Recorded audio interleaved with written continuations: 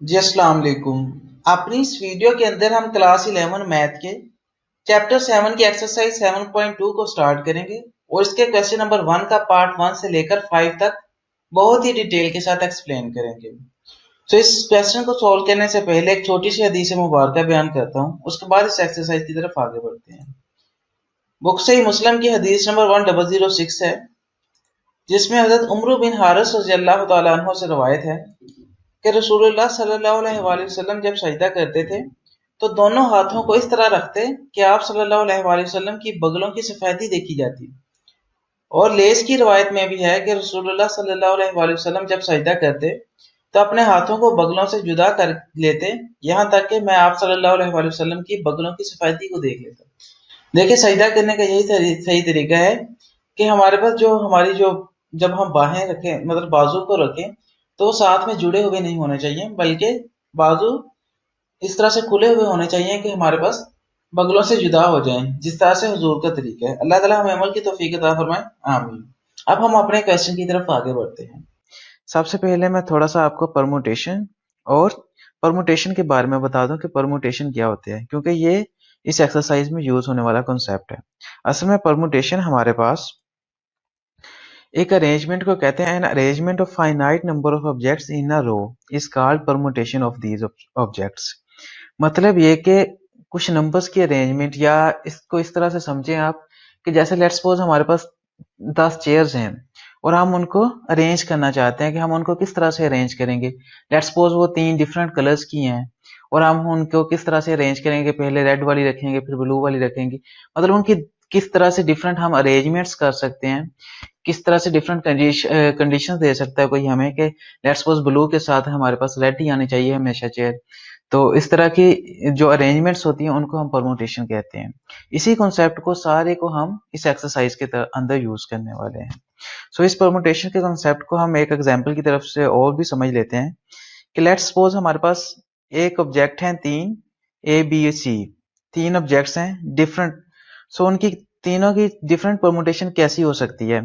Let's suppose हम तीन objects ले लेते हैं ए बी सी। सो वो इनकी परमुटेशन इस तरह से हो सकती है कि ए बी सी आ सकता है हमारे पास, या वो तरतीब इस तरह से आ सकती है कि ए सी बी आ सकता है हमारे पास, बी ए सी आ सकता है, बी सी ए आ सकता है, सी बी ए आ सकता है, या सी ए बी आ सकता है, अगर हम तीन ऑब्जेक्ट्स ले लें एक टाइम पे। और इसी तरह से अगर हम दो ऑब्जेक्ट्स लें एक टाइम पे ए बी सी में से, तो ए बी आ सकता है, या बी ए आ सकता है, या बी सी आ सकता है, या सी बी आ सकता है, या ए सी आ सकता है, या सी आ सकता है। मतलब इस तरह से इनकी डिफरेंट ये अरेंजमेंट्स बन सकती हैं। इनको हम इसी एक्सरसाइज के अंदर देखेंगे कि किस तरह से फार्मूले की मदद से हम अरेंजमेंट्स बना सकते हैं। अगर हम इसी तरह एग्जांपल को लेकर चलें, अगर हम सिर्फ एक एक ही ऑब्जेक्ट लें, या ए ले सकते हैं, या बी ले सकते हैं, या सी ले सकते हैं, तो हमारे पास सिर्फ ए बी सी तीन ही अरेंजमेंट्स बन सकती हैं अगर हम तीन ऑब्जेक्ट्स में से सिर्फ एक लें। सो परमुटेशन का ये फार्मूला होता है हमारे पास, जिसको हम एन पी आर बोलते हैं। पी हमारे पास यहाँ पर परमुटेशन को शो करता है, एन हमारे पास होता है numbers, total number of items in the set, इसको हम क्या बोलते हैं एन। और यहाँ पर जो आर होता है ये हमारे पास सिलेक्शन होती है कि हम number of items selected from the set.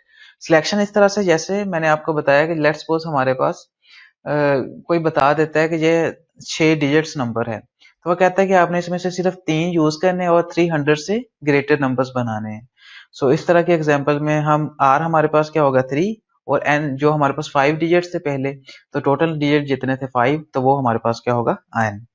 तो बाकी इस फार्मूले को आप जहन में रखें, एन का factorial over n minus r whole का फिक्टोरियल। इसको हम यूज कर रहे होंगे इस एक्सरसाइज में, क्वेश्चंस को सॉल्व करने में। और एक बात और इस फार्मूले से रिलेटेड है, वो ये है कि ये फार्मूला हम तब यूज करते हैं परमुटेशन का जब हमारे पास रेपिटेशन नहीं हो रही होती। लेट्स सपोज हमारे पास नंबर्स रिपीट नहीं कर रहे होते हैं। जैसे एग्जांपल के तौर पर लेट्स सपोज हमारे पास कहा जाता है हमें कि जैसे ये एग्जांपल है कि हमें पूछा जाता है how many 6 digit numbers can be formed without repeating any digit from the digits 0 1 2 3 4 5।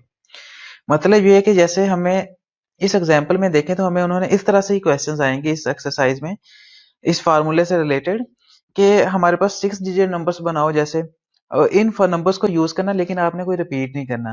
जैसे अगर हम रिपीट करते तो हम 4 दो दफा भी लिख सकते थे उसके अंदर, 6 डिजिट नंबर तो तभी बन सकता था, इनमें से यूज करना होता, या 2 को 3 बार रिपीट करके लिख लेते और बाकी 2 नंबर्स और 3 नंबर्स और लगा के एक 6 डिजिट नंबर बना लेते। तो हमने ये फार्मूला तभी यूज करना है कि जब हमने रिपीट नहीं करना, रेपिटेशन नहीं करनी, बस इनको सीधा सिंपल इनको लिख लेना है, रिपीट नहीं करके कोई नंबर लिखना। सो बाकी हम एग्जांपल्स देखते हैं तो आपको एक्सरसाइज में समझ आ जाएगी। बाकी एक बात और भी कि जब जो रेपिटेशन का फार्मूला है वो डिफरेंट है, वो हम अपनी नेक्स्ट एक्सरसाइज के अंदर देखेंगे, उसका भी आपको पता चल जाएगा एक्सरसाइज 7.3 में। अब एक्सरसाइज को स्टार्ट करते हैं। तो एक्सरसाइज में सबसे पहले हम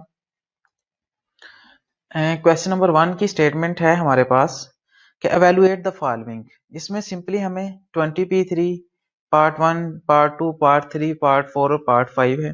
इसमें सिंपली हमने क्या करना है कि हमने वो फार्मूला जो रेपिटेशन हमने परमुटेशन का पीछे देखा है उसको फार्मूले को यूज करना है और ये हमने इनकी वैल्यूज को फाइंड करना है। सो सिंपली ये आप देख सकते हैं कि ये लाहौर बोर्ड का 12P5 ये लाहौर बोर्ड में पहले आया हुआ क्वेश्चन है। सो इस तरह के क्वेश्चन जो पहले बोर्ड्स में आए हुए हैं एग्जाम्स में वो भी साथ में लिखे गए हैं, तो आप उनको नोट डाउन कर लीजिएगा ताकि आपको पता चल जाए कि कौन से इंपॉर्टेंट क्वेश्चन हैं। सो अब हम सबसे पहले पार्ट 1 को अगर सोल्व करें तो हमारे पास है 20p3।